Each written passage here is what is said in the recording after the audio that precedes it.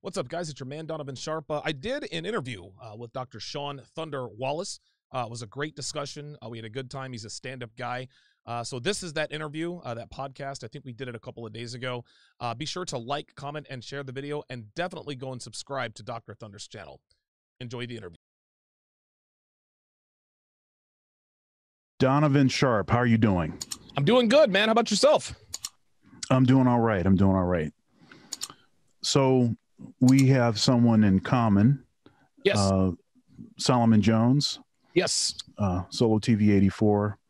And he connected us. And yeah, so first I want to say I've been following you for about 8 months. Okay. And very provocative, material that you put out, which I think aims at improving the man. Yeah. And so in particular, improving the black man. A show that you have, The Six, where you have Kevin Samuels, who recently has gone going like this, absolutely blown up, man. And the interesting thing is I talk to Kevin. I probably talk to Kevin maybe 2 to 3 times daily. We're always exchanging, and it's been like this since before either one of us got big. I think the first time I ever talked to him, I think he had something like 20,000 subscribers. I had him on my show talking about a man's image and how it affects his everyday life. And it was like, you always know when someone has it with it. The first 5 to 10 minutes, man, you're like, okay, this dude is legit. He absolutely positively knows what he's talking about. And he and I, it's been a great relationship ever since, man. It's been mutually beneficial. And I can proudly say that every time I talk to Kevin, I learn something. Like, I mean, I fashion myself, I guess, a pretty intelligent guy, right? By, I guess, I don't know, whatever. Smart people are smart, whatever. Am I smart? Who knows? I don't know. But Kevin, every time I talk to him, I always learn something very profound. It's incredible. But yeah, his ascent has been nothing short of spectacular, and he's worked hard at it for a while, and he deserves all the attention he's getting. Yeah, and we're gonna dig into Kevin some more, but okay. Solomon Jones is on that panel. Mr. Lucario, let's see here, Myron Gaines. Mm-hmm. And who am I leaving out? Yeah, so it's myself, it's Solo, it's Mr. Lucario, it's Minister Jap, it's Myron Gaines, Kevin Samuel, and now I've actually decided to add a 7th panelist, young guy, but he knows what he's talking about, Fresh Prince CEO. So it's going to go back to being called the 7 again. All right. And I dig Fresh's stuff. The Fresh and Fit podcast. That's very, very cool.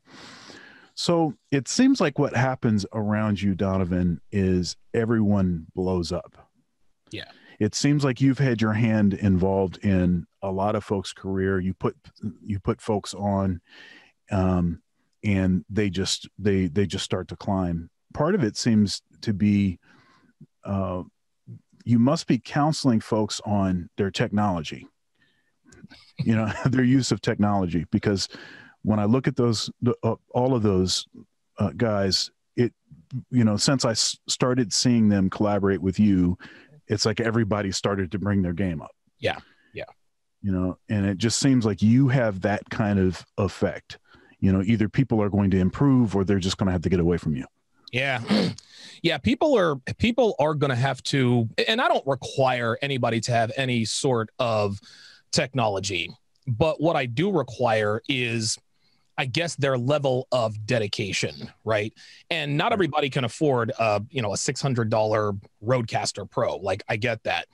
But as long as I see that, number one, you're talented and you know what you're talking about.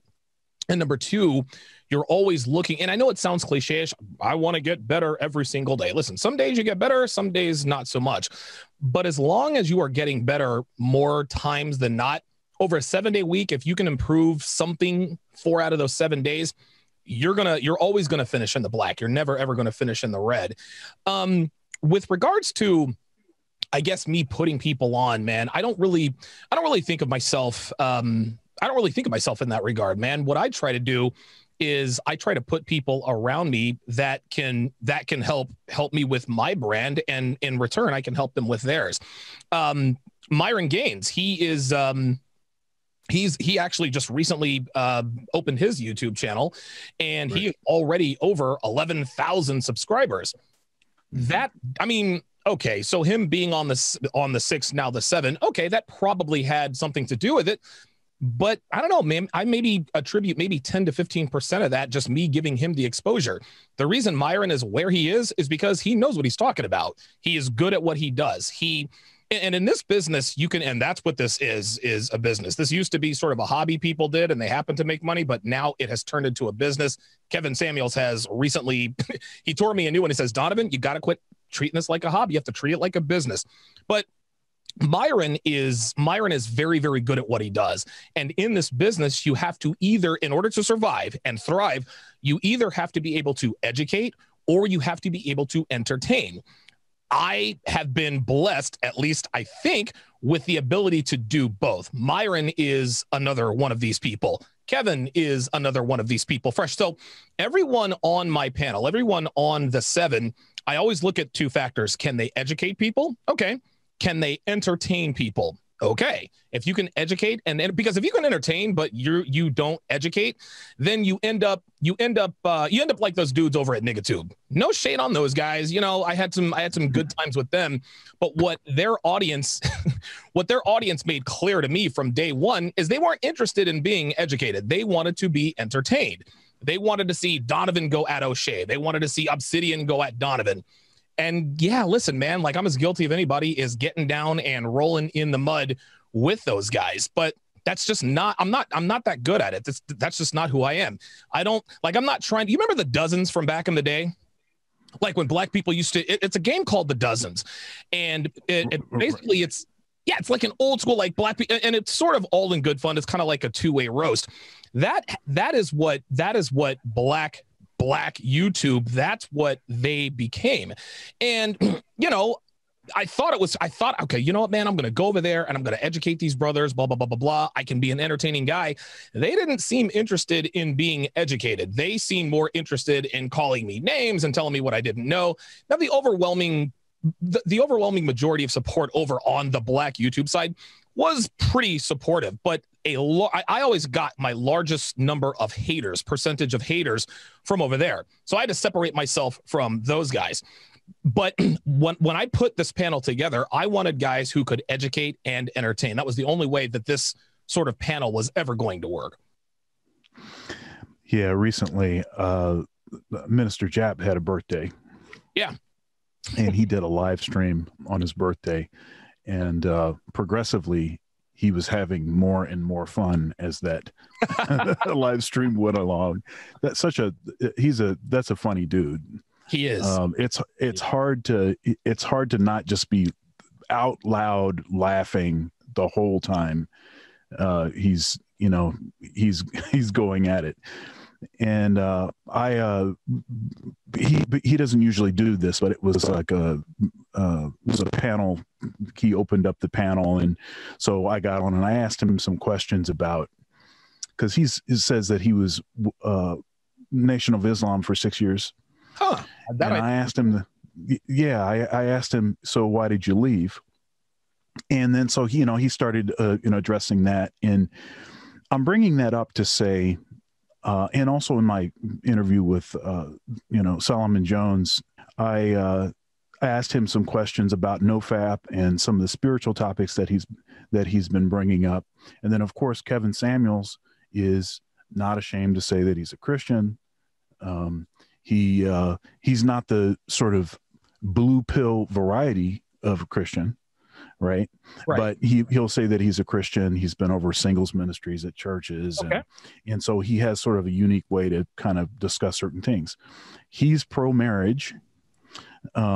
You are in a cohabitating relationship and have been for, 3+ years. Yeah. And on 4, Jesus Christ. And Rollo Tomasi is married. Right. Right. 23.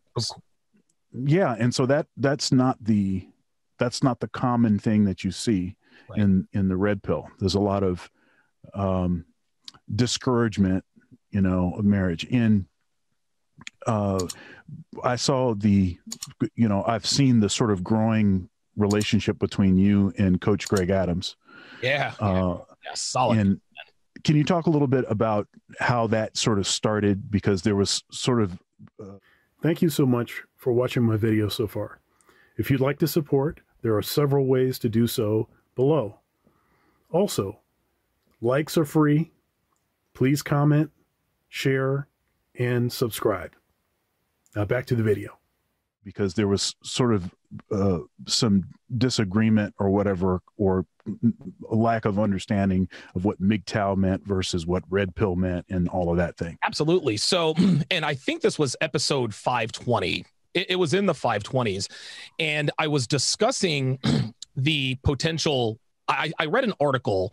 I read an article on the internet that talked about the potential dangers that the movie Joker could have in terms of inciting incels to sort of, channel their inner Joker and take revenge on, because James Holmes, I think the guy's name is, that's the guy in Aurora, Colorado, who went in and killed 12 people with a machine gun or whatever it is he had. And it was the army that was expressing concerns that, hey, you know what, there are a lot of people who could identify with what Joker's plight that could have some danger. And, thankfully that nothing ended up popping off. And I didn't think it was anyway, but what happened in that episode, I sort of married that in with the incels of the world, men who had killed, mass shooters that were motivated by their lack of success with women. And the one thing that I highlighted, and I could be wrong, but I don't think so. I'm not a mass shooterologist or anything like that, but every male who has ever done a mass shooting, they've never been good with women. That is the common denominator. Yep. Now, does that mean that their lack of success with women led to them shooting people up? Listen, maybe it did, maybe it didn't. There were obviously other factors at play. There has to be a perfect storm of things to happen for a mass shooting to happen. I think, that's kind of where that's at. But the underlying cause of a man's frustration enough to go in and kill innocent people, it's because he's just not good with women. And women aren't everything. I think we all know this. But if there was, let's take a mythical man. He is a complete loser in every sense of the word. His parents hate him, come from a broken home, raised by a single mother, goes from one job to the next, can't hold down a job. He's bad with money, multiple DUIs. He's probably treated for, maybe he's depressed, maybe he's not. But if that guy is good with women, and there are men who are in this situation that are good with women just because of their women are drawn to degenerates, and that's a biological thing, and we're no need to get into that. But if that guy is good with women, that guy's not shooting anybody, because at the end of the day, even though women are not necessary to a man's happiness, they do have the potential to elevate a man's life. However temporary or otherwise your relationship with women are. If you're a dude who has a string of one-night stands every week, listen, man, okay, my job sucks. I've got bad credit, but I'm going to be banging Christy this weekend, like I have for the last 4 weekends. And so that's what I pointed out is Nicholas Cruz. He shot up a school because I think a girl had dumped him or something to that effect, raised by a single mom.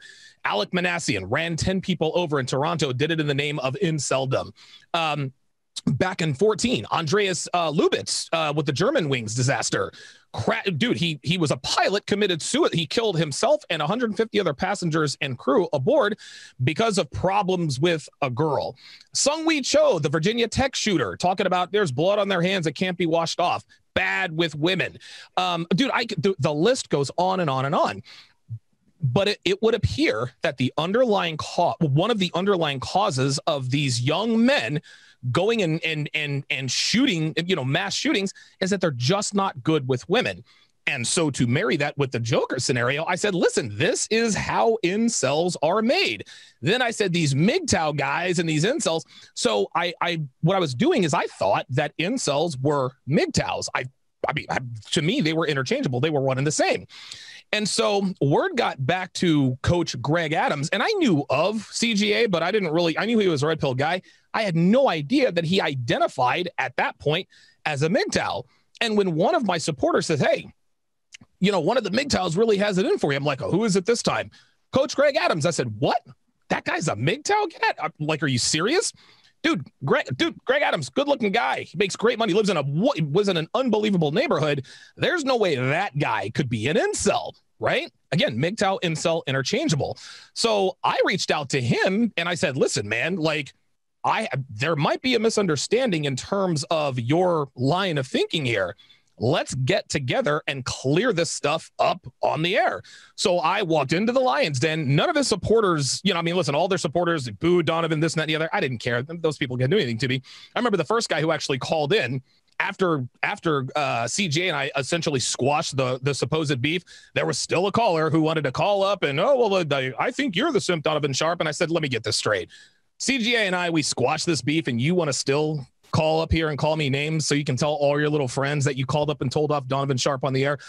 Be that as it may, Greg and I came to an understanding that we agree on 95% of things. The other 5%, as our audiences put it, is that he takes a more defensive approach and I take a more offensive approach. That was really it. Coach Greg Adams is of the mind that, hey, listen, if women are going to give themselves to me, great. I'm going to take it. Not going to pursue it. I'm the guy that says, listen, if you see an ample-breasted brunette in the grocery line, you need to holler at her. That's really the only difference. The other bottom 95% is the same thing. Make sure you mitigate your risk. Make sure you do this, say that, stay away from this, don't do that. The point is that he and I had a misunderstanding. And I'll tell you the point where I realized where he misunderstood me is that he said, well, Donovan, like, you've obviously never been married, but blah, blah. I was like, whoa, wait a minute. I was married. And coach was like, what? You are married? I said, yes, but I didn't get divorce raped. My divorce cost me $12. I didn't lose any money. And that was that. It was at that very moment that I realized that the reason why his audience is in more pain than I was. Don't get me wrong. I've been through plenty of jacked up situations with women, no doubt. But the worst thing that can happen to a man is what Rollo Tomasi calls being zeroed out, right? You get zeroed out, you lose half your money, you lose your kids, this and that and the other. These are the guys, again, who go shoot places up, kill themselves, kill other people, whatever. That didn't happen to me. And because I was given a stay of execution many times with women, I happen to be more risk tolerant. But there are more men. There are so many men who are not as risk tolerant as I am because, don't get me wrong, I have the scars of my blue pill past, but a lot of guys have much deeper scars.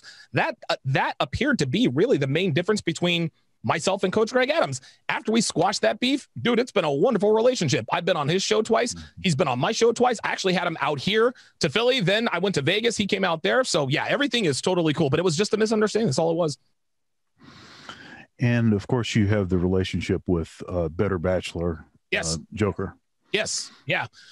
Joker, nobody knows where he is or what's happened. I don't know if you've realized this, but he hasn't posted anything in a week. I actually reached out to him to invite him to my event that's going to be going down in June, the Conference of Masculine Excellence.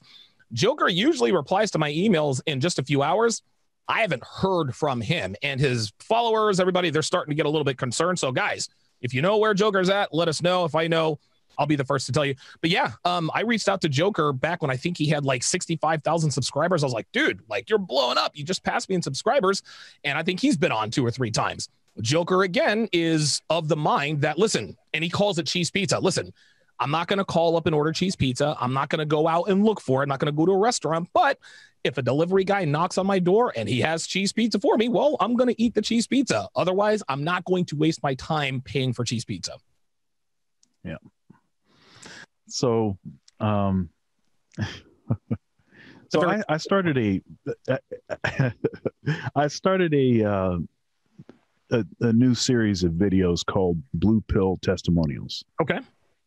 And I was somewhat influenced by a series of videos that I saw on Solo's channel called Simp Tales. Oh, yeah. Okay. And so basically what they are is they're sort of chronicles of, relationships that I've had with women, ones that went particularly bad. And one thing I've noticed is that, I know a lot of really stand-up guys, good people, folks that are hard workers. Right. They really believe in commitment. They're not follow the rules. Yeah. They follow the rules. They're, if they're married or if they have a girlfriend, they're not running around on their girlfriend. They're not playing games and all of that kind of stuff. And a disproportionate number of them have had horrible experiences with women. They've been drugged like crazy.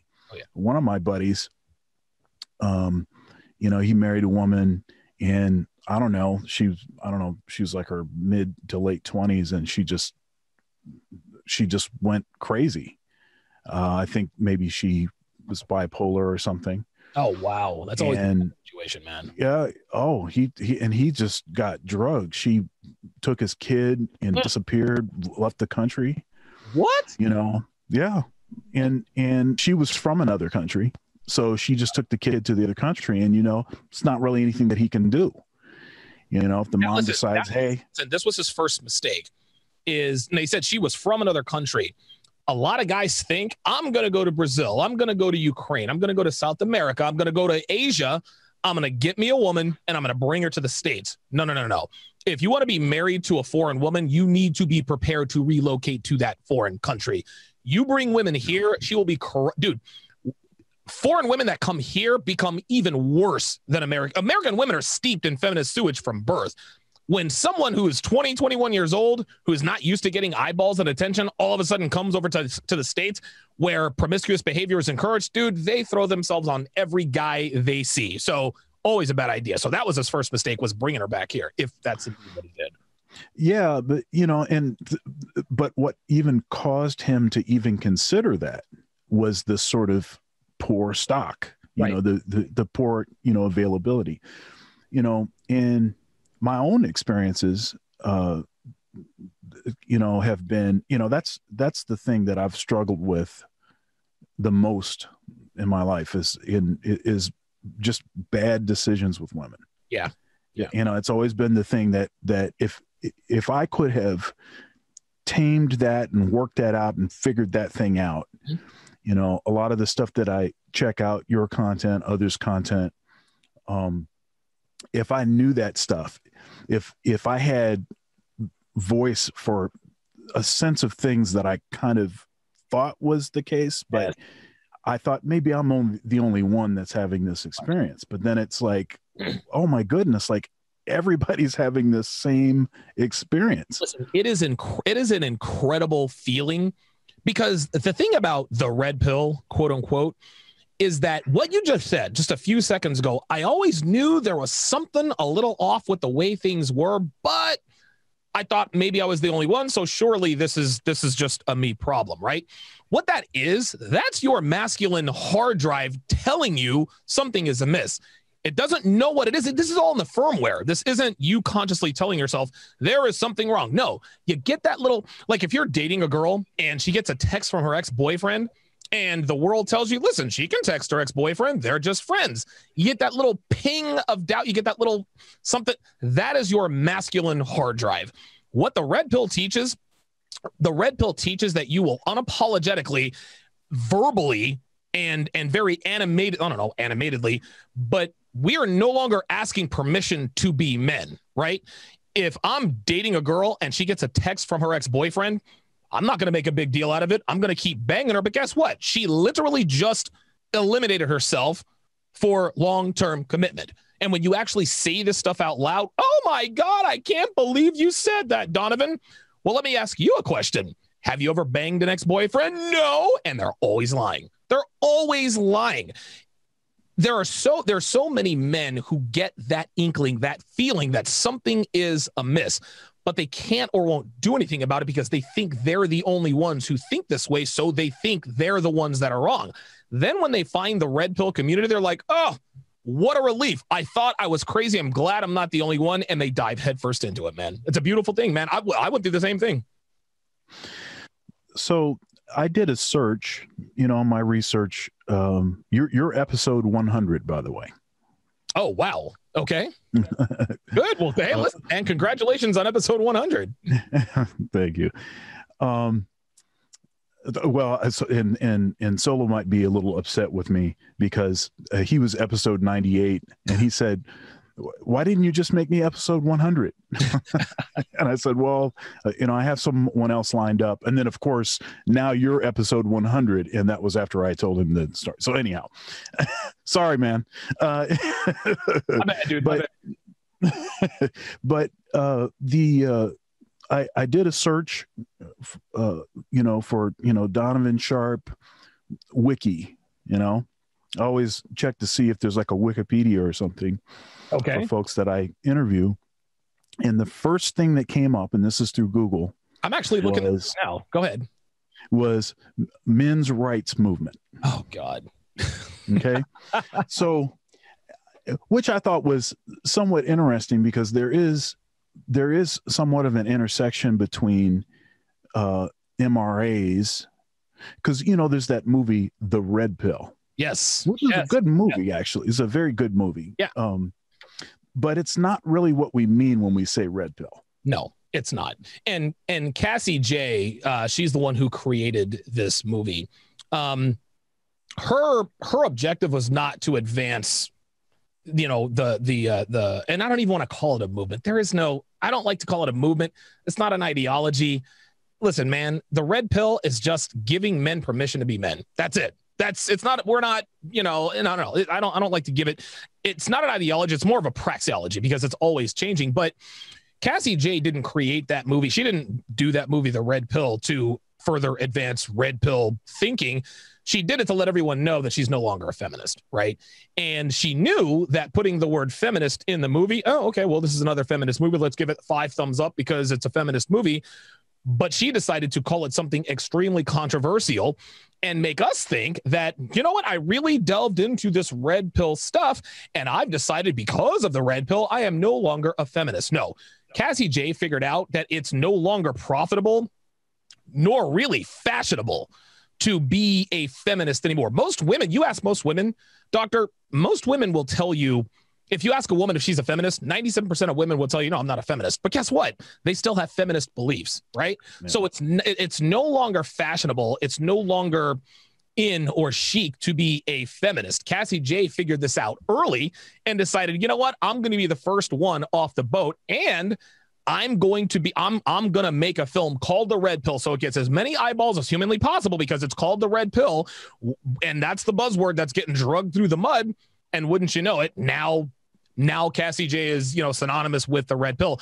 But the guy that she interviewed the most, I think it was Paul Elam, had a website called A Voice for Men. He is what's called a men's rights activist. And just like you said, there are some intersections in MRA or whatever the case may be, but MRAs are into protesting and we need to go to the courts and all that. Listen, and I'll tell you this, nothing ever got solved with a protest. Protests are an absolute sham.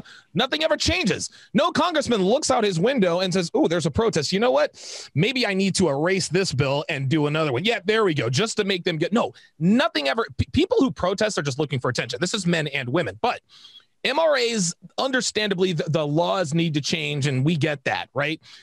But guess what? Unless you are, and I don't mean to sound like I'm being apathetic. Yeah, I don't want to sound like I'm being apathetic, but we only have so many opportunities to really enact real change in the laws. It happens every couple of years with the election cycle, and even then, you don't really have much of an opportunity to make or incite real change, right? You're not going to change the world, and Paul Elam has it right. But dude, the difference between MRAs and red pill 5%er guys like me, MRAs want to change the system. Okay. Guys like me, I want to change myself. The world around you is not going to change. So you need to adapt and function in it as such. Hey, listen, if the laws change, if Kamala Harris ends up not becoming the president when Joe Biden croaks, hey man, listen, more power to you. But I don't want anything to do with that. To me, that is a useless endeavor. My intention is to help as many men as humanly possible change themselves from within: body, mind, finances, girls, et cetera, et cetera. Because again, unless you're a congressman or unless you have the ear of someone, unless you're a lobbyist, you're not really going to change the laws on the book. So you got to change yourself. That's the main difference between us and MRAs.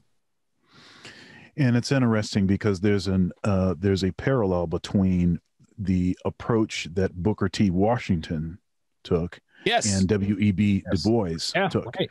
W.E. Du Bois is where we get the protesting. Yep. And Booker T. Washington was like, I'm going to try to change the system from within. There you go. I'm going to do the best job myself, be the best person I can be the most educated, be the smartest person in the room. Let me stop you right there. W.E.B. Du Bois, is it Du Bois or Dubois? Du Bois. Okay. Yep. Or Booker T took the approach, listen, I'm gonna change. And listen, no shade on WEB, man. Like, listen, the dude is a gangster.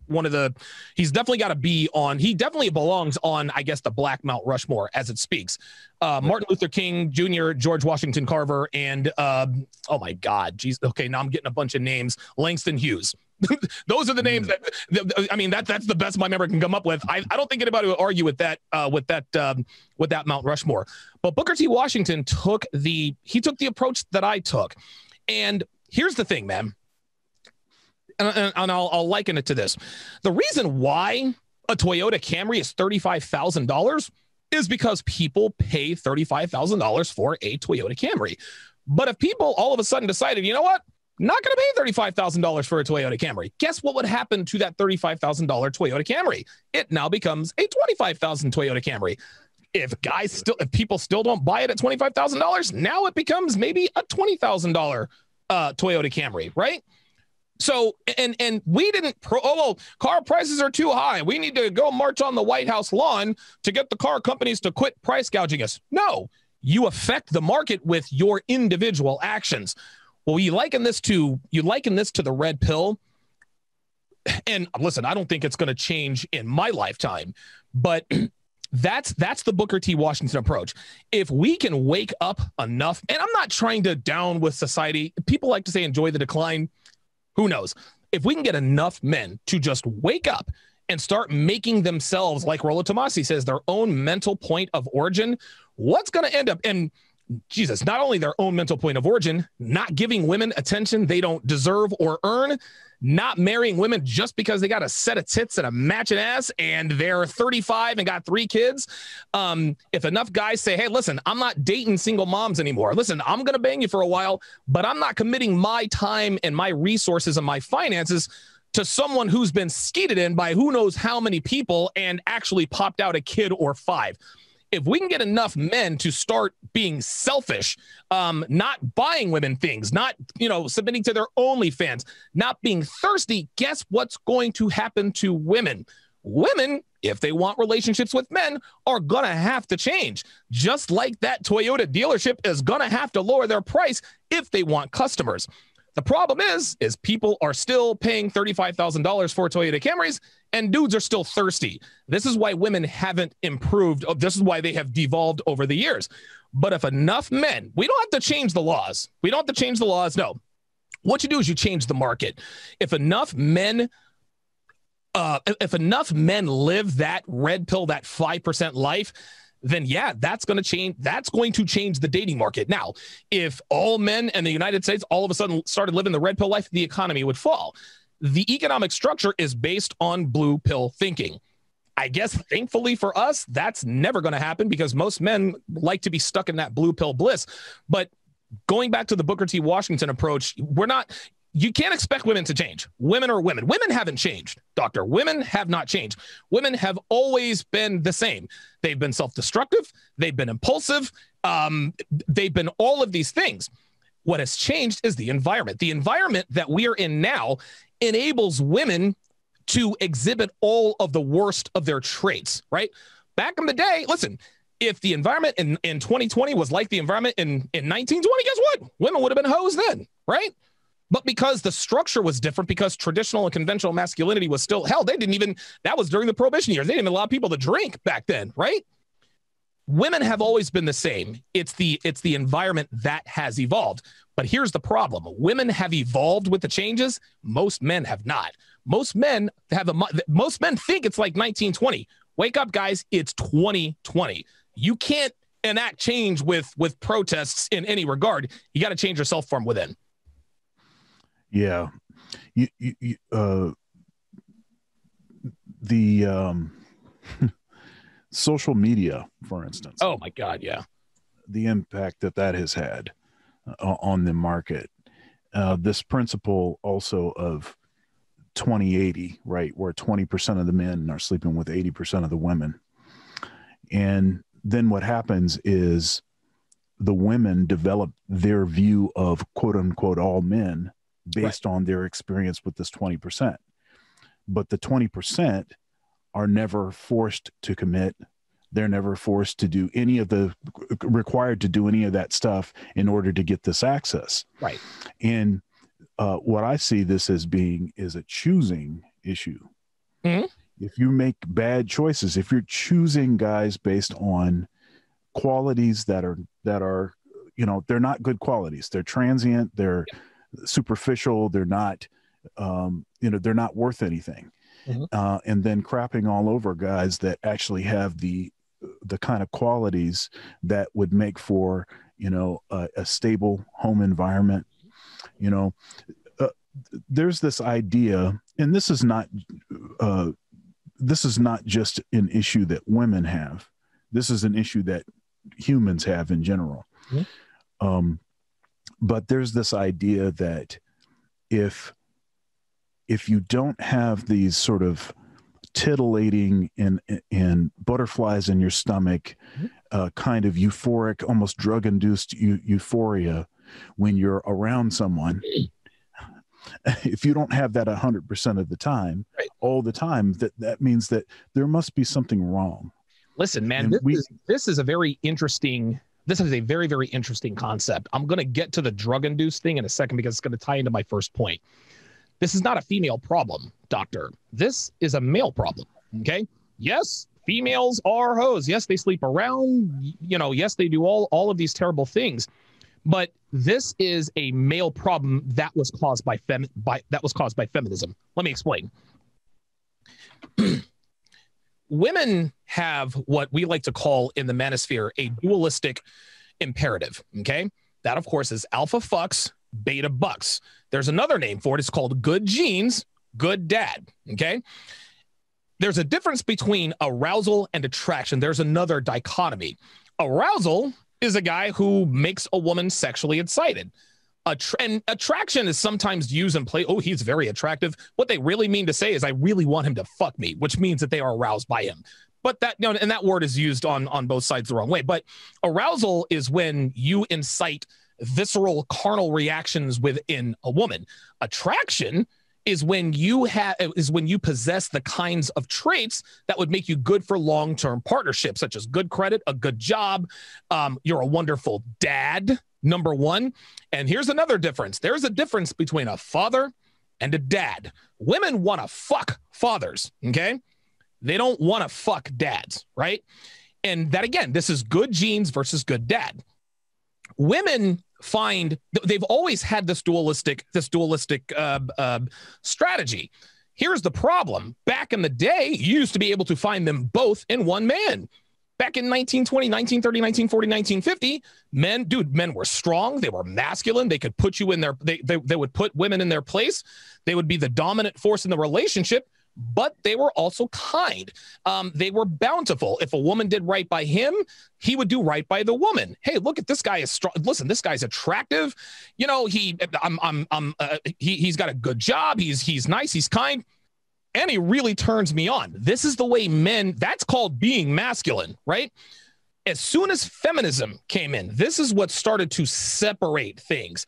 What feminism did is it allowed the guys with all of the arousing qualities to have unfettered sexual access to women. Women, being the impulsive creatures that they are, who are naturally self-destructive when left to their own devices, naturally, they want to have fun. But listen, Cindy Lauper said it best, girls just want to have fun. And so what feminism also did is how can I put this? Feminism tamps down masculinity. And when you tamp down masculinity, they tamp down masculinity, but then they say that, hey, listen, if you're nice and you're kind and you're understanding, if you give us a shoulder to cry on, that's very attractive. Well, men say, okay, then I'll be attractive, right? They forget the arousing part. So I'm going to marry this all together. Alpha fucks, beta bucks.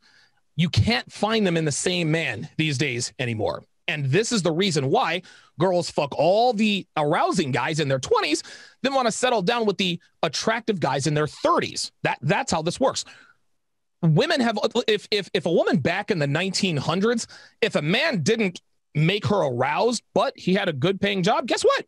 She didn't want him because he wasn't arousing. And that was a rarity back then for you to not be both. Most men fought in World War II, went to a good college, masculine, but he's also kind to his woman.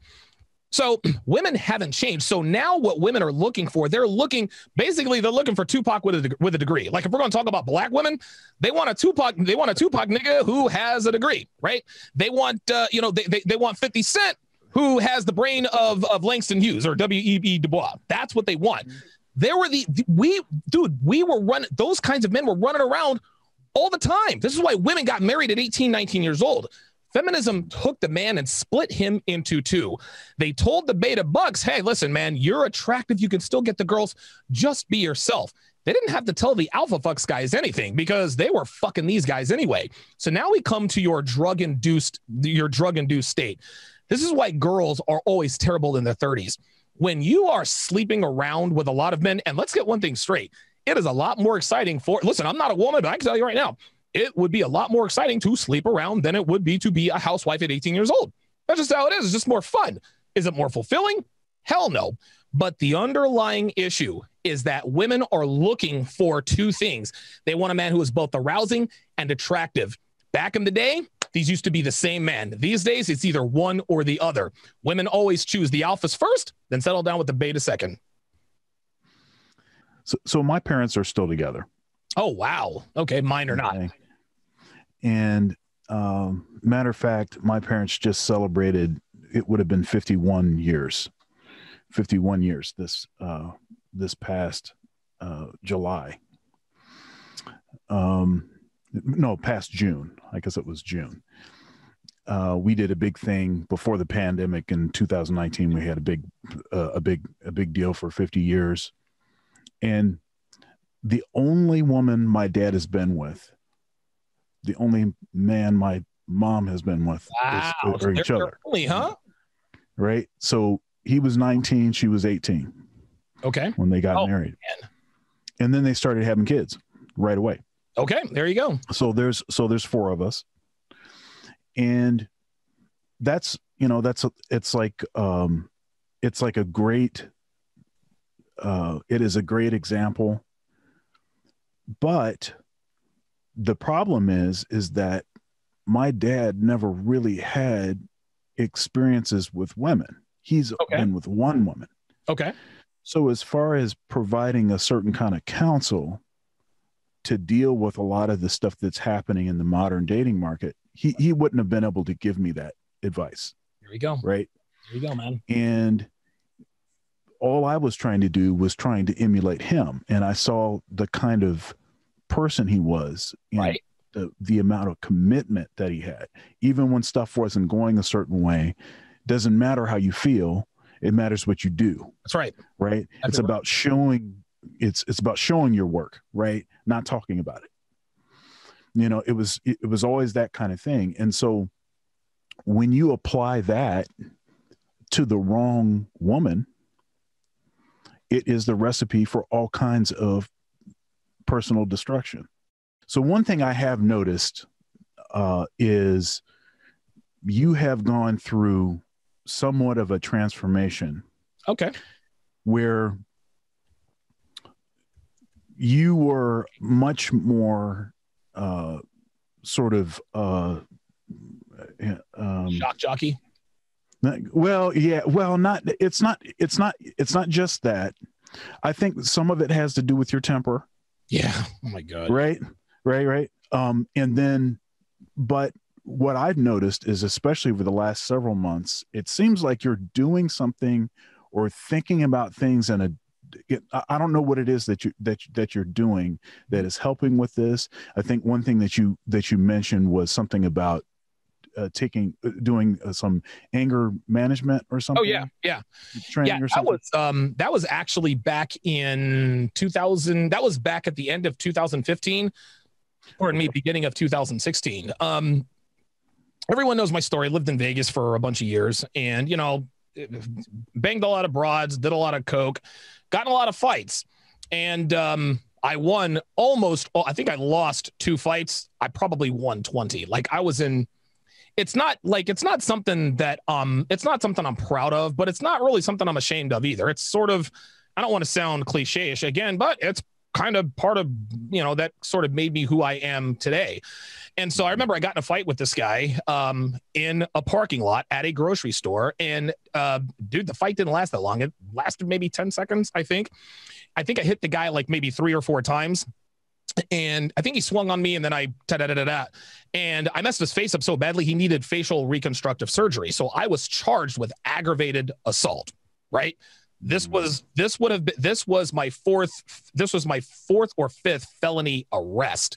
And so I'll never forget this. I don't know if you've ever been arrested. You don't have to tell me that you have or you haven't. But when you get arrested, they sit you on there's a bunch of computers. They're all on a big desk. It's like 5 or 6 computers. And at least that's the way this was in Clark County. And they always have you handcuffed to the wall, obviously, to make sure you don't get away, assault anybody else. And I remember I'm sitting next to this dude. He's like, so what are you in here for? Nah, aggravated assault. He's like, oh, man, that's a felony. He's like, you got priors? I said, yep. And he's like, how many?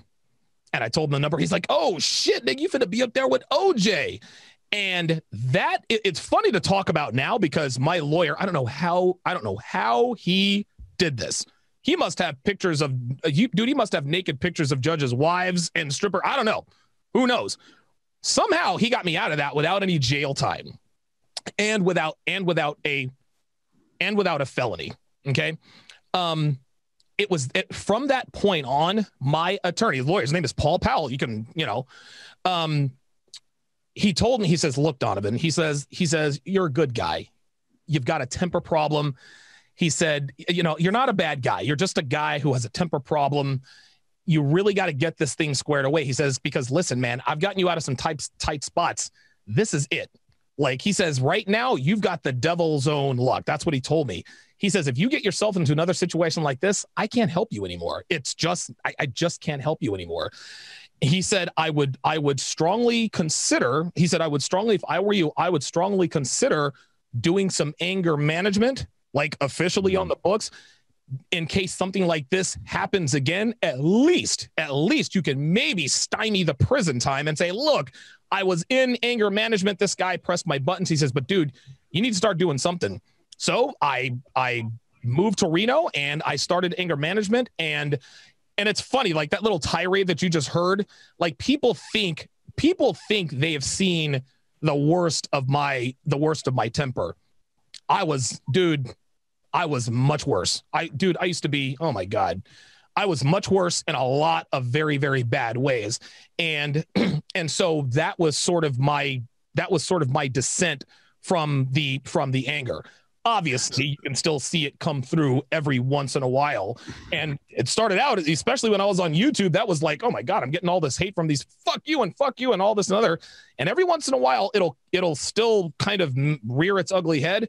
But I've managed to really wrangle it and get it under control. And the reason for that is because now I have a vested interest in controlling my temper on the air. When I started controlling my temper on the air and self-censoring myself, even during live broadcasts, that is when things changed for me substantially. I went from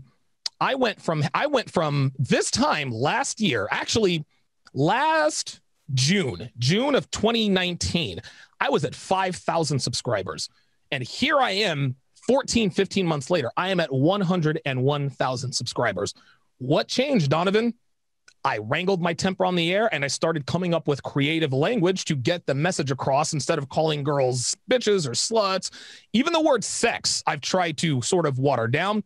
That has made all the difference in the world. So that's the change that you've seen in the last few months. Yeah. And I think you credited a conversation you had with Joker. At least with part of that, adjusting some of the language and things. Yeah. It was actually a show that he and I did. Right before, I think the second to the last show that we did. The last show we did, I didn't know he worked at a strip club for 5 years. That was unbelievable. So I had to get him on for that. But I remember backstage, I remember telling him, I was like, look, dude, like I've hit another peak, right? Colorful language I've tried to tamp down. I still slip out every now and again because I went from 5,000 to 25,000 subs. Then I went from 25 to 65. I've had 2 big runs. I'm at the end of my 3rd big run. And he says, listen, what you're going to have to do is you're going to have to use creative language like I do. And that's what I said, like how you have figured out the YouTube algorithm. How is it that you have figured this out? And he says, listen, all I do is I just come up with replacement words. He says, listen, what you need, how you came up with banana gobbler, he says, you need to expand that glossary. And he says, listen, he said, I can't promise anything, but if you take banana gobbler and make sort of a glossary, a new dictionary based on that line of thinking, we'll see what happens. I went from 65,000 to 95,000 subscribers in a matter of 2 months, and the rest is history. You know, something else that I wanted to ask you about is, you know, and this is kind of along the lines of this Du Bois versus Booker T. Washington. Right. So one thing I've noticed is that in the red pill, there tends to be, it tends to be like a very kind of conservative space, yes, politically, yes. Where it's almost seen as a cop out to, you know, to try to get your needs met, you know, through government programs or any of that kind of stuff. It seems to be much more about self-reliance, you know, pull yourself up, you know. Right. On the intro to one of your to one of your shows, there's that quote with you saying, a woman never belongs to you, it's just your turn. Yeah, oh well, there's that, but there's a thing, what is it? Go to the gym, learn game. Oh yeah, right. Yeah, right. Yeah, get off your ass. Get off your ass. Go to the gym and learn game. You're welcome. Yeah. Right. That kind of approach to things, and why I like that is that there seems to be way too much looking for other people to solve one's problems. Yes. And not enough fully kind of buckling down and really, you know, okay, what is it that I really can do? I had a conversation with my son this morning on the way to dropping him off at school. He was asking the question. He said he's 7. Oh, wow. Okay. He's brand new. Yeah. So he was asking a question about, he says, well, when Joe Biden gets in there, he says it's going to shut everything down, you know? And I said, well, so it started with, I bought him some batting gloves, and they're still in my car. And so, you know, I saw them in the car and I was like, yeah, we got to get out to the batting cages again so you can use your new batting gloves. And he says, well, that's going to be shut down. I said, well, why is it going to be shut down? Well, Joe Biden is going to shut it down. Okay. And I said to him, you know, and I had to go through some ways to describe things. I say, well, do you understand percentages? You know, so like you understand 100% juice, right? And he says, yeah, 100% juice. Okay. I says, well, you know how we have apple juice or something and, you know, we'll dilute it with water. You know, so say if half of it is water and half of it is juice, then that would be like 50% juice. Right. You see that? Does that make sense? So now what if I took a glass of apple juice and I just touched the water just for a second, just barely put any in? We'll say that maybe that's going to be about 2 or 3% juice. So you can't even really taste that, right? You know, it still just tastes like apple juice. Right. And I said, who's in the president's office, if it's a Democrat, a Republican, whatever, and whoever it is, it will have about that much effect on the way that we live. There you go. 2 to 3%. I agree. So it's not going to have a dramatic impact. No. And if anything, local politicians will have a bigger impact. But I live in a red state. And so that being the case, it's not likely that whatever is coming out of the White House is going to have much of an impact on the way that I live at all. Yeah. Yeah. You know? And I've actually realized this since I was 18 years old. The first time I ever voted was 1996. I voted for Bill Clinton. Life didn't really change, right? And I think that's, and it's interesting that you mentioned sort of a conservative approach as far as red pill guys are concerned. I think politically, the reason why most guys who endorse red pill thinking, the reason why they lean more, I guess, to the right is because Republicans, Democrats they're much more into traditional masculinity. They don't believe in feminism. They don't believe you can't be a feminist and be politically conservative. You can't be a male feminist and be red pill. It is binary. They say not everything in this world is black and white. No, most things are gray. As far as red pill awareness, living the red pill life, you either are or you aren't. There's no such thing as being a little bit red pill. There might be some there might be some blue pill guys who have some red pill ideas, but they're afraid they're afraid to act on them because they're going to get sued, they're going to get fired, they're going to get their account shut down like mine just did.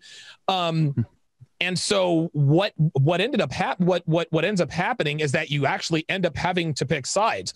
And when you finally accept, okay, listen, you know what? I have accepted the red pill truth. You're going to find that politically what they're talking about over there has a lot to do with the feminist agenda, Marxism and all that other kind of stuff. So yeah, I think that's probably why. The more that all of us are some kind of evolution, hopefully we are, right? Yeah.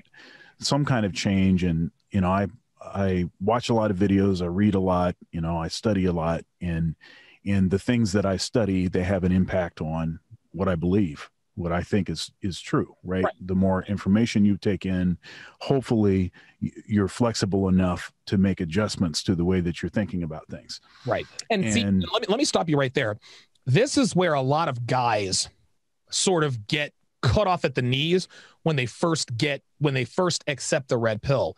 Is the dirty word comes to mind? Closed-mindedness. You're inflexible. You're very archaic. You want to know something? If somebody asks me, Donovan, are you open-minded or closed-minded? I am very closed-minded when it comes to relationships. You want to know why I can say I'm closed-minded? Because I'm 43 years old and I've seen the same shit from women for 43 fucking years. There is no more open-minded. Listen, dude, you can't be open-minded if you've been cheated on by the last 10 women.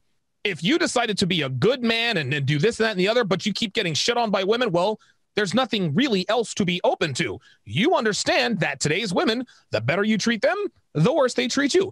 Obviously, there's some nuance to that, but by and large, you can't be open-minded to the way relationships should run if you want them to run successfully. You have to be closed-minded. Yes, you have to be, quote, archaic. If by archaic you mean conventionally masculine, then yeah, I guess I'm archaic. I'm not afraid to be called closed-minded because I admit, I'm a closed-minded individual. I used to be open-minded. I open my mind to get enough information to make a decision on how I want to live my life. Now my mind is closed. I don't need any more information to tell me that women are fucked up these days. I don't need any more. My mind doesn't need to be open to new ideas about the way women and men should interact with each other on a sexual level. I've experienced more than most people have in a million lifetimes. So in that regard, I am very closed-minded, and I don't give a damn who tells me I am. That topic about open and closed, I actually think that those terms, they're somewhat problematic because they don't do a good job of explaining what's actually happening. Right. I prefer active and passive. Okay. I like that. Right. So, so if you're active, being active doesn't necessarily mean that your core beliefs change. Right. But it at least means that you're willing to interact with the information. And being passive, it just means that whatever information, comes across, you're not going to even take the information in, right. You're not even going to know what that information is.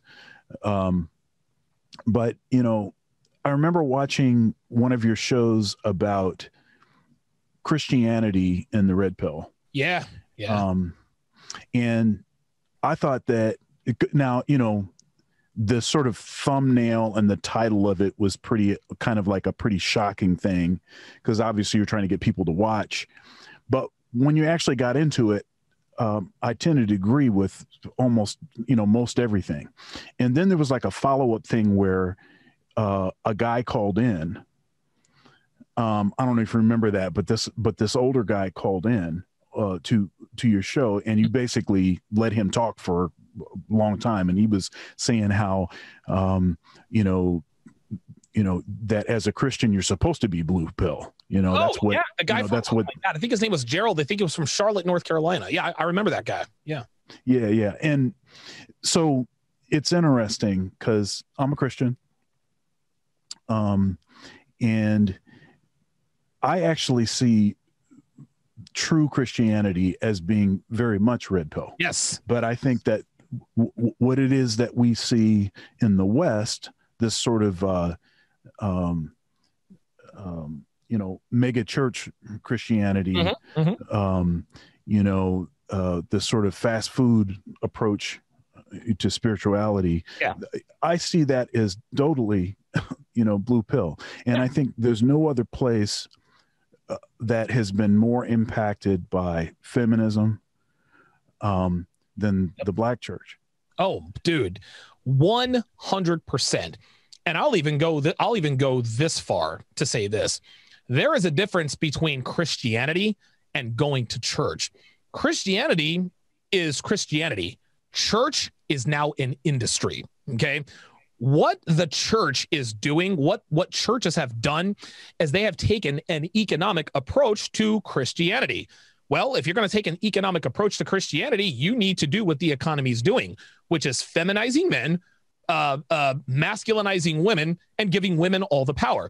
One of the three pillars, according to the book of Donovan Sharp, of feminism, there's three main pillars. The first pillar is the transference of resources from women to men. The second pillar is removing all sexual restraints from women while placing them upon men. The third pillar of feminism is removing all responsibility from women while putting it on men, while simultaneously taking away men's authority and giving it to women. Those are the three main pillars of feminism. The church has followed that almost perfectly because that's exactly the way the economy does it. Somewhere a long time ago, someone figured out, wait a minute, this church thing could really be profitable. We're not taxed. We don't pay taxes because we're a religion. So how about we take business practices under the guise of religion? Fancy lights, big, beautiful buildings, all sorts of dopamine rush type stuff. Well, guess what? Men don't really respond to that sort of thing, right? Some men do, but for the most part, we don't. We want the steak. We don't need the sizzle. Women want the sizzle. Okay. And churches figured out, how can we get women didn't used to have resources. Okay. Women didn't used to have resources. It was the men that had resources. Somewhere somebody said, you know what? How can we get anybody who pees standing up into the church? We need to appeal to the people who pee sitting down. So they laser light shows and all this exciting stuff and this and that and the third. They dragged their husbands in along with their wallets and thus created the industry of Christianity. True Christianity is 1,000% red pill. The church today is 1,000% blue pill. And the reason for that is because it is now a business. It is now an industry.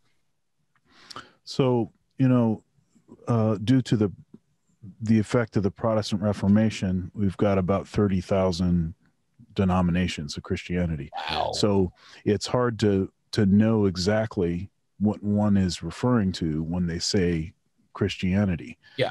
Of course, C.S. Lewis in his book, Mere Yes. Christianity. Yeah. He kind of lays out sort of the central principles, but understand that he is not encouraging a person to basically stay in the hallway. He wants them to go into one of the doors. And the door that he chose was Anglican. Wow. So he was high Anglican. And a lot of folks think that he was some kind of evangelical or something. And that's not the case. He was Anglican, and they are very traditional, very patriarchal.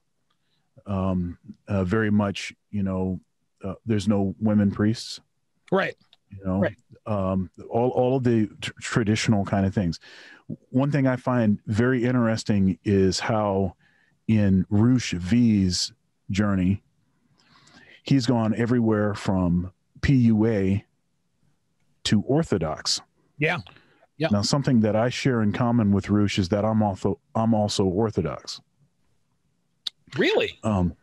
Yeah. And it's one of the remaining, it's like one of the only remaining branches of Christianity that hasn't been totally infiltrated by feminism. Okay. You still have very specific roles. And I think that's probably one of the reasons why Roosh was attracted to it. Yeah.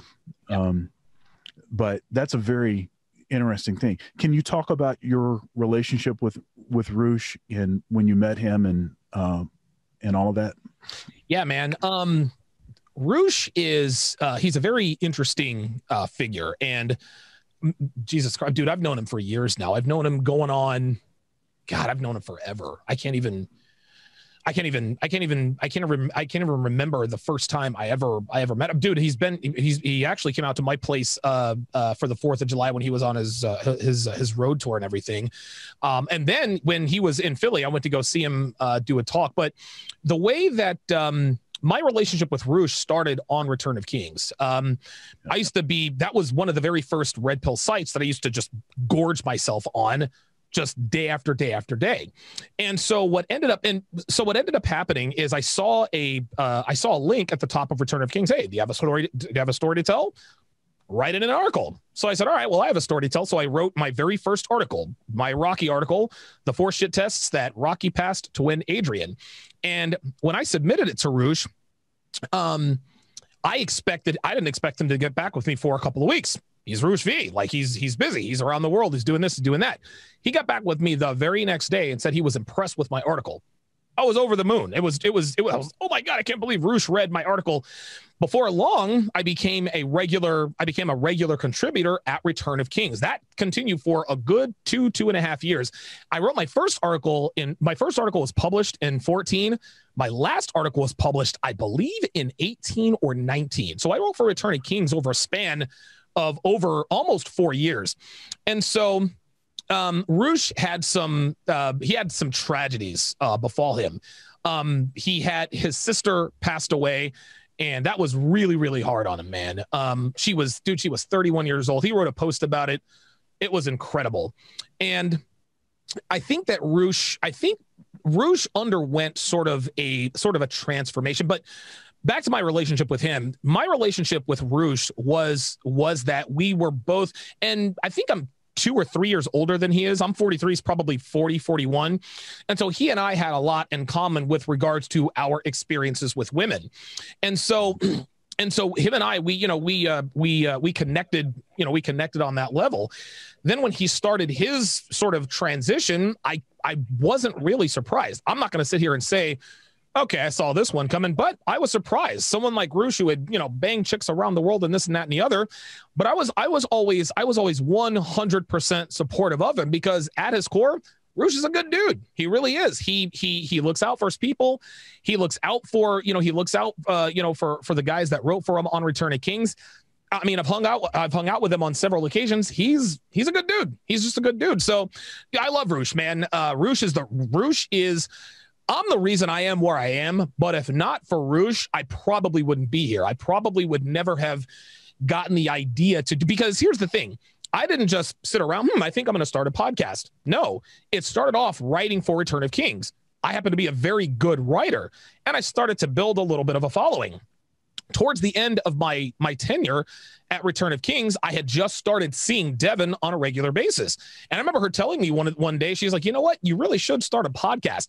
That thought had crossed my mind about 6 months before she had even mentioned. I was like, you know what? I've actually thought about doing that, but I don't know. It's just not something I really have time to be doing right now, blah, blah, blah, blah, blah. So a few months later, I said, you know what? Why not? I'll do one a week. I'll call it. And it was funny because her and I discussed it. What should we call it? The Sharp Edge, the Sharp Truth. We settled on the Sharp Reality. And of course, my name, Donovan Sharp, came from Return of Kings. I used to write under the pen name Sharpshooter, and Roosh wanted to have a more legitimate feel in terms of, you know, the authors on Return of Kings. So we had guys who were named Runs on Magic, Tooth Moses, Aviator, and it was all kind of fun and slapstick. But Roosh is like, no, listen, like, we're starting to gain international attention. Let's legitimize this and come up with a first and last pseudonymous name. I wanted to keep Sharp in the name. And the reason I picked Donovan Sharp is because I wanted to put Sharp in the name, but I could have just spelled it Sharp, Sharp. But my most influential teacher in high school, her name was Mrs. Sharp with an E on the end, and she was a very good English teacher. And she really dialed me in and really made me the writer that I am today. So I paid homage to her. And Donovan, I needed a 3-syllable. A lot of people think I took it after Donovan McNabb because I'm an Eagles fan. No, that had nothing to do with it. I needed a 3-syllable name and a 1-syllable last name just to give it that, you know, that's why they say Lewis and Clark, right? Watson and Crick, Franklin and Bash. It just sounds more symmetrical when the 1-syllable name is last. So that's how that got started. But I started off doing a once-a-week podcast on SoundCloud, and little by little, I started gaining a little bit of a following. Then O'Shea called me Thanksgiving of 2016. He's like, look, dude, you really need to get on YouTube. And I remember telling him, he's like, yeah, you know, I've actually thought about that. I just didn't know it would make that much of a difference. I had no idea that YouTube was what it was. I know it was a video that you looked up if you wanted to, you know, learn how to bake a chocolate cake, or if you wanted to know how to build a birdhouse. But I didn't know that there were these content creators of this magnitude changing people's lives. So I jump on YouTube, and it's funny how I started. I think the first day had like maybe 4 subscribers, and I remember, you know, thinking, oh, I gained another 10 subscribers. I'm at 90. So I remember. I texted Devin. I was like, dude, I'm at 99 subscribers. And then I refreshed it because I was addicted. I was like, oh my God, it's 100 subscribers. Well, a few weeks ago, she told me that after I texted her that I was at 99, she subscribed to my channel to be my 100th subscriber. So that's sort of the joke she played on that. And so I started having real success. I gained, I think, about 2,000 subscribers in that first 6 months. Then I got all the way to 9,000 subscribers. And in March of 2018, YouTube shut down my account. I was almost at 10,000 subscribers. I had another channel that had 8,000 subscribers. So almost 20,000 subscribers in, YouTube shut down my account. They didn't shut down the backup account that I had hidden. That's the account that I use now. I took those, and I learned a few other lessons. I kind of stumbled over a few other minor things, but now I'm here at 101,000 subscribers. But it all started when Roosh gave me the opportunity to, and the reason he gave me the opportunity is because I'm Black. There was another writer on Return of Kings by the name of Athlon McGinnis. This kid was he was like 24 years old. The kid was a superstar. He was one of my favorite columns because, I mean, you know, the Black experience, it's just, you know, we identified with each other on that level. He decided he wasn't going to write for Return of Kings anymore, I guess because he was going back to school. And Roosh says, hey, man, you seem to be pretty talented. How would you like to be a regular contributor on Return? I was like, I could not believe it. And so without that opportunity, I probably would not have started my podcast. I probably would not have started my podcast on SoundCloud. Probably wouldn't have ever found out that YouTube was this big, huge thing. Probably wouldn't be here today. So my relationship with Roosh has been very, very beneficial. And Roosh is actually kind of a recluse now.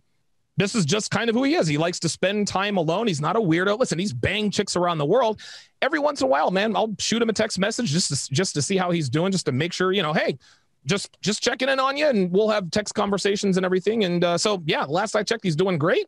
I think he's probably still on the road, and he probably his beard is probably all the way down to his knees. I wanted to ask you about, so first of all, I wanted to say that the way that my studio is set up, yeah, was somewhat influenced by you. Oh, wow. And the fact that I have this television here behind me, it's actually on a, you know, it actually moves. It's on a, oh, that's cool as hell, man. It's hanging. where it's hanging man, from the ceiling. Like it over here, dude. My television screens don't move, dude. That's awesome, man. But I was trying to create a situation where I could have screens playing other stuff right while I was doing interviews, and I totally got that from you. This is the podcaster's microphone of choice, right? Yes, of course. your SM7B mic, man. I'm with you. That's right. So a combination of you and probably Joe Rogan on that. Yes. And here's the thing. I took my cues from Rogan. That's why I had always had sort of a brick background, but then I sort of morphed into, sort of my own personality. But yeah, I was also influenced by Rogan. And if you watched that interview with Solo, then you notice that there was a moving graphic on the right bottom. That's a circle. That's spinning. Oh, I did. Yeah, it was rotating. Yeah. Yeah, I got that from you. Oh, okay. So you had on some of the sharp symbol, the target symbol that's spinning, right? Listen, the guys on the 7, and it's funny because the guys on the 7, Jap, Lucario, even Meyer, and they're like, listen, man, like you influenced me. I didn't want to look bad on the air. I got to step up my game. So it's good. And the thing is, man, is the reason I put the 6, now the 7 together is because I wanted the world to see that brothers can do it right. You understand what I'm saying? Like, and I mean, and I hate to talk about the racial connotation of everything because that's been done to death. However, black female content creators, 250,000 subscribers just rolling out of bed. But black male content creators get sort of a bad rap because they take the O'Shea Obsidian route and just beef with niggas all day, right?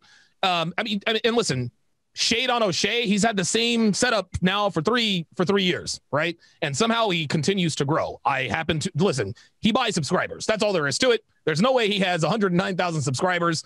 When my subscribers started going up, so did his. So he's always gonna make sure that he has more than I do. So whatever, if he wants that win, that's fine. Obsidian's terrible at what he does. That's why he's broke, and he never improved his studio, right? This is why I didn't invite those. I would never have anything to do with any of those guys in anything I do, because they're not about helping people. They're about helping themselves. Their message always, and I don't want to make this about O'Shea and Obsidian, but their message always changes. They always talk about the topic du jour.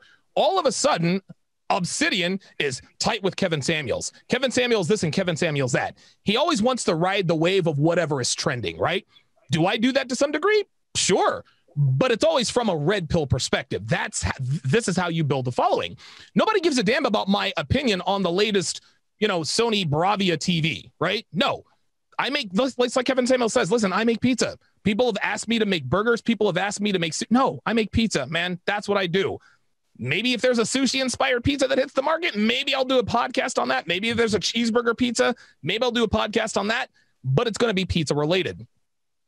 I wanted to show the world that brothers could get together and not be riffing and beefing all the goddamn time. I wanted to show the world, hey, you know what? Here are 7 well-to-do, aspiring, affluent black men who have their shit together. They use real podcasting equipment. They have real, not everybody's green screen all the time. They talk about serious topics as they apply to men in America. Believe it or not, about 48 to, I think at the last check, 48% of our audience on the 7, Caucasian men. So we certainly have a wide appeal, even though all of the panelists are black. All of the speakers at the Conference of Masculine Excellence, it's going to be a mix. It's probably going to be about half and half, black and white, et cetera, et cetera. But the reason I started the 7 is because I wanted YouTube to start taking us seriously again. Listen, man, people like O'Shea and they like Obsidian. They don't take him seriously because they get involved with nigga shit too much. I wanted to show the world that 6 or 7 black men can collaborate on a consistent basis without ending up hating each other.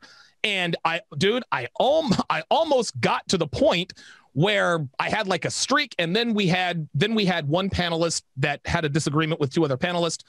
I made the changes necessary, and life goes on. But that disagreement was something that I wanted to stay away from. As soon as that blow up happened, that made that decision very easy for me. I'm not saying we all, and you can see, we don't all agree with each other all the time. In fact, sometimes that panel has a really nice balance. It is. It is. And you know, of course, I saw the show where there was the blow up.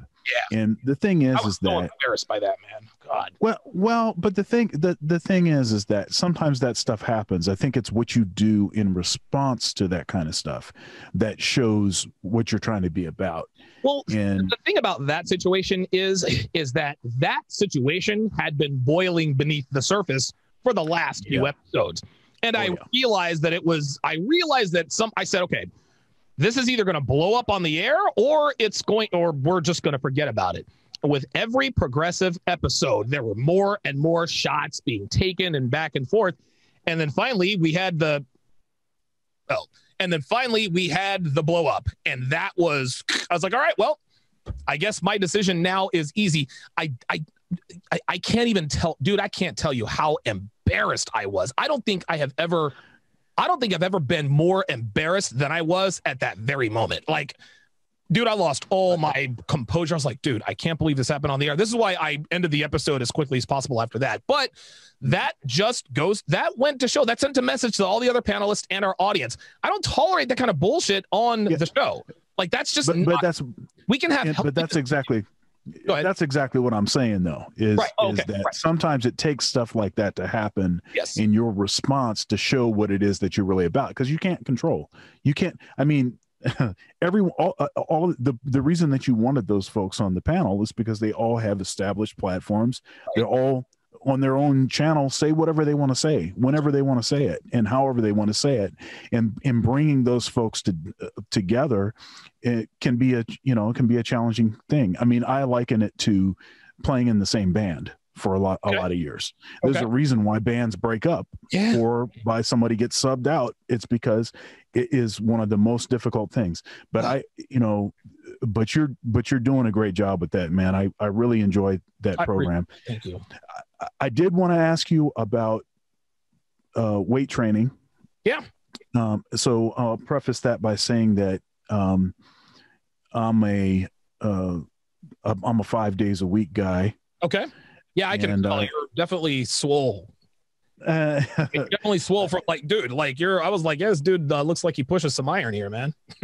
Yeah. I have a series of videos on my Instagram called On the Road to a 430-pound bench press. Wow. And, you're that guy. So you're the dude who can push 4 plates. Oh yeah. I push more than 4 plates. Oh, but God. Dude, listen, I've never bench pressed 300 pounds. Never done it before. Well, I'm going to tell you, and so I have had a history of issues with my shoulders, and so I'm 46. Okay. Oh, wow, you look great. I'm my age. Well, yeah, you are. I'm 43. I'll be. Oh, listen. I'm talking to you like you're an old man. Oh, you look great. Kind of the same age. But. I've had a history of issues with my shoulders. And I've been in the gym since I was 14. Oh, a lot of, and partly I was doing it because, for girls. I mean, let's just be honest. Why do we do anything, right? When we're young, right? Of course. That's right. And, trying to get the attention of girls. And I've actually never been in a fight. Oh, well, I can imagine that you have not, because I wouldn't. But it's interesting because the strategy was, and it's not that where I grew up, and I grew up in a rural area, grew up in the country, and the school I went to, we were only one of a couple Black families that went to that school. And I went through that school system all the way until I was a junior in high school. And then I transferred to an integrated school, Lansing Everett, same school that Magic Johnson went to. Oh, no shit. And graduated from that school. That was about 40% Black. And that was just a better situation. I started having some social issues and things. Right. not because anyone was, you know, trying to push me out or anything. It's just being around more black folks was just what I needed, you know, for my senior year. And, so, you know, when I was I don't know, I remember like it being in first or second grade and, you know, somebody getting in my face and saying, "Hey, nigger," you know, or whatever. Right. You know, I remember, you know, I think a lot of us at my age have had those experiences. That's just part of being black in America, you know, but I was too young to do anything about it. It was like a fifth grader and I was like first grade, you know, so what are you going to do? You can't do anything. Right. And I think something in my head, in my mind sort of formed that, you know what, I don't want people to be able to think that they can talk to me any kind of way. That's right. And so once I got to the age where it was good for me to start pumping iron, I did. I started working out. You know, my dad had all of his kids doing push-ups, set-ups, calisthenics before we went to bed every night. Before we went to bed every night. And that started when I was about, I think 9 or something. Whoa. 8 or 9. Yeah. Wow. So it was always like a consistent thing. But I have some highlight videos on my Instagram. It's Dr. Thunder Music. Okay. All one word. And barbells and baritones, right? Yeah, there you go. There's a baritone back there. Oh, there you go. And I actually saw a short clip. I think you can play like several instruments, if I'm not mistaken. Yeah, I just completed so I was every day for the last 366 days. I played an improvised riff on a different instrument. Not 366 different instruments, but you know, on saxophone or flute or clarinet or bass, keyboard, guitar, and I did that for the whole year, and I didn't miss a day. Wow. And so what I did was I created a compilation video on YouTube. It's got timestamps for each one of them. Did you put them all together to play simultaneously? No. I'm saying I had the videos, so I created a YouTube video from the. Gotcha. Okay. Yeah. And so there's timestamps. Okay. And there's a book, and the book has both treble and bass clef for all of the licks, and they're also transposed into all keys. It's like 800 pages. Jesus Christ. And so right now I'm in a pre-order kind of thing. Okay. And I'm going to tell you part of that, and my being more aggressive and more assertive about marketing myself and asking for the sale, that comes from you too. Wow. Okay. It does. It comes from you too, because you do such a masterful job of promoting the stuff that you're doing, of marketing. And I think to myself, you know, if this guy, with as spicy as some of the stuff is that he says, can market himself this way and be this successful, then certainly pulling out some of these principles and absolutely and using them to market some of the stuff that I'm doing. I mean, so anyhow, I just, you know, I wanted to say thanks for being so bionic, being so consistent, and being so just, you know, unrelenting. The content, just a stream of consciousness, you know, it's just like you're always doing something, you're always working, you know, putting all the hours in that you put in. It's evident that you're putting in all those hours. I identify with that. Yeah. Listen, I consider myself, and I work a lot of hours, man. I think last week, the week leading up to my launch in Vegas, I worked something like 115 hours or something like that. My average work week, man, probably 96 to maybe 100. Like, I work all the time. But the reason I work so long and so hard is because I actually like doing what I do. Like, and it's so weird. Like, I tried hiring a guy to do my thumbnails for me just to save time. I didn't hire him again because I like doing them. listen, I know it takes more time than I have time, but I love carefully crafting now some thumbnails are a little bit more, involved than others. If I'm late on a video or if I got to be on the air, all right, let me just make this simple. But I enjoy the process, right? I love to see, I love being able to see the result. And that, to me, that's an unbelievable payoff. But something about the process, that's what gets addictive. To be able to do so many different things for one common goal and then seeing it all come together. Yeah. That to me, it's very addictive. And that's why I used to be in the studio till like 11:30, 12 o'clock, midnight. Devin used to have to come and drag me out of the studio so I can get a few hours of sleep. So what I started doing is I started going to bed early so that I could wake up early and get a start on my day. So normally I'm up at like 4:30. Then I lift weights and I'm usually done by like 6 o'clock.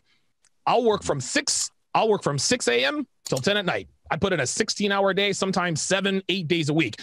It's and it's never, don't get me wrong, man. At the end of the night, I am exhausted. I'm tired. My brain is just numb with fatigue. I got to, have a nice, glass of whiskey on the rocks to relax myself so I can go to sleep. But I love every minute of it. I just redid my studio. I made some few minor changes. It was a pain in the ass, but I loved the process of actually doing it. And now seeing it here live and in living color, that's an unbelievable payoff. But as far as the marketing thing is concerned, I didn't learn that from anybody. I just watched how other successful people did it on the internet. And one thing that really changed for me was I started doing edited videos, right? In other words, videos with B-roll. That is what got me from 62,000 to 101,000 subscribers, is doing the videos with B-roll. And there's also another YouTuber. His name is Sandman. I don't know if you're aware of him, but he's one of like the first. Oh, yeah. Well, what he would do is he would give the audience 2 or 3 minutes of what he was going to talk about. Then he would say, and I'll continue to talk about X, Y, and Z, but first, let me tell you about ABC.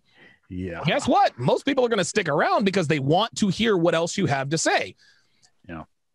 And listen, everything went up. My Patreon membership went up. The sales of my courses went up. People want something for their time. What we as content creators have to understand is that when we ask for the sale, when we market our products and services to people, what we're doing is we're sort of putting on a promise of time. Okay, if they're gonna give me 30 to 40 seconds of their attention to allow me to pitch my product, then I owe it to them to give them 15 to 20 minutes of content. It's an even trade where. And I think that a lot of content consumers feel like they're entitled to free content. No, you're not entitled to free. There's free content all over the place. By the same token, we're not entitled to an audience. It is a give and take relationship. There is the consumer, there is the creator.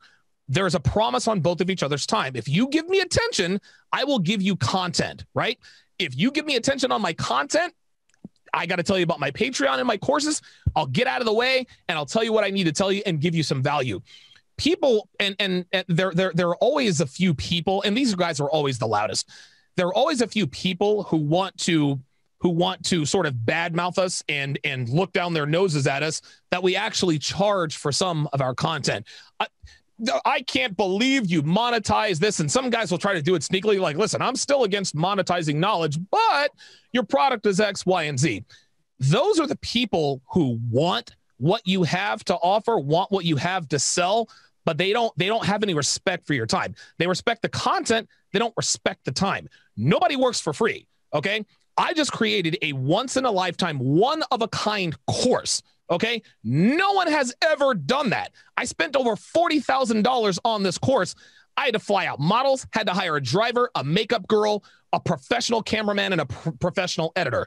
That shit wasn't free. That's right. How that goes.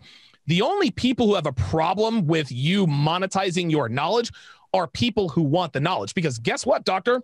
They don't get on Gordon. They don't talk shit to Gordon Ramsay about selling a cookbook, do they? They don't talk shit to Cesar Millan about selling a course on how to train your dog better, right?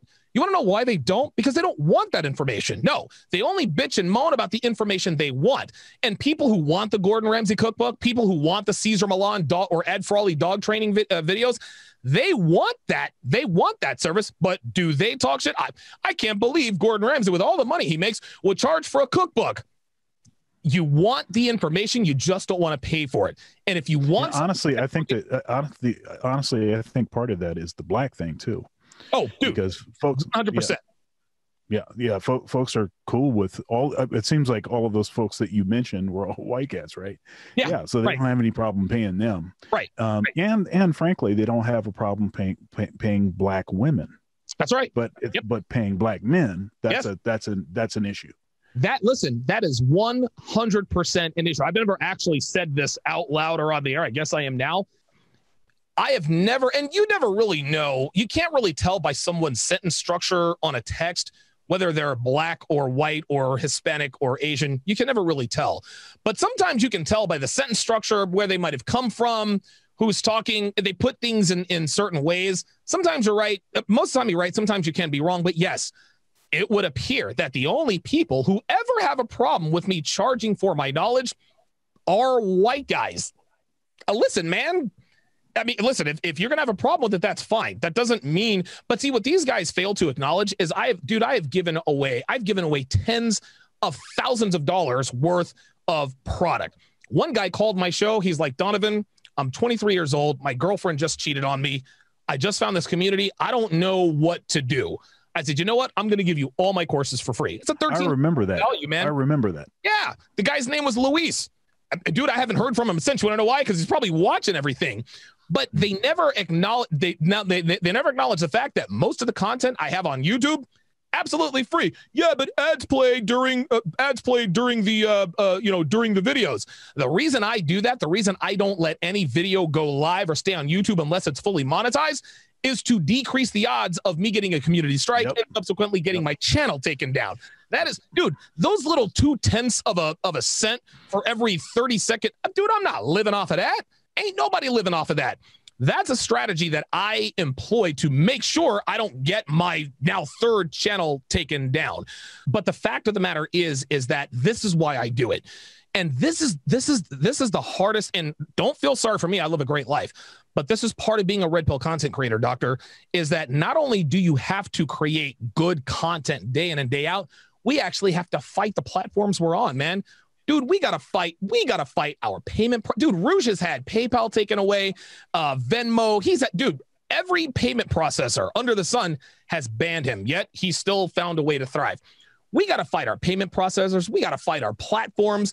We got to fight our audiences. Our content gets reported the most. So not only do we have to create good content, we got to make sure on the back end that we're sort of mitigating the risk of getting our stuff taken down.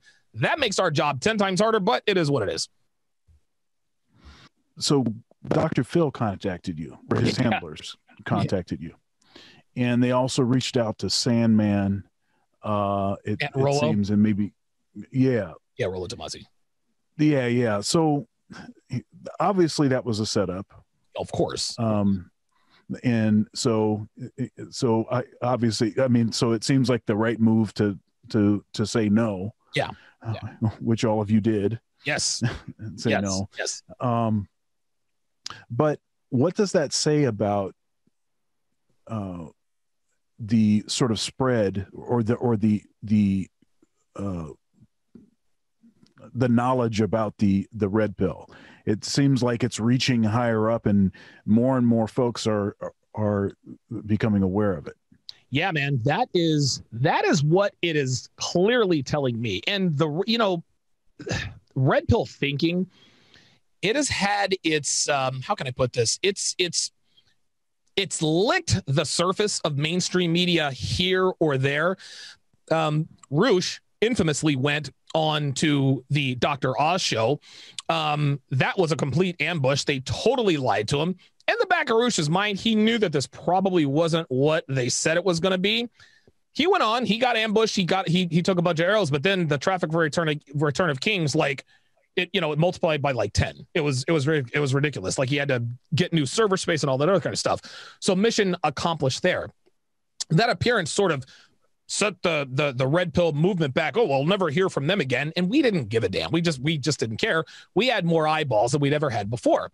And so mainstream media stayed away from the red pill thing until, of course, Cassie J came out with her red pill, the red pill movie, the red pill movie.